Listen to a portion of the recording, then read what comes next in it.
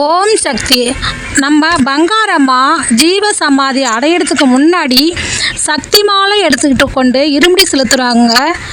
நேரடியாக மேல்மருத்தூர்லேருந்து இருமுடி செலுத்தணும்.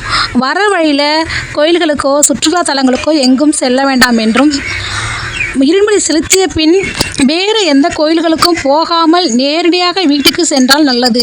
ஏனென்றால் நான் கொடுக்கின்ற அருள் மற்ற இடங்களில் சிதறிவிடும். அப்போது உன்னுடைய கோரிக்கை எவ்வாறு நிறைவேறும் என்று அம்மா அருள்வாக்கு கூறியுள்ளார்கள்.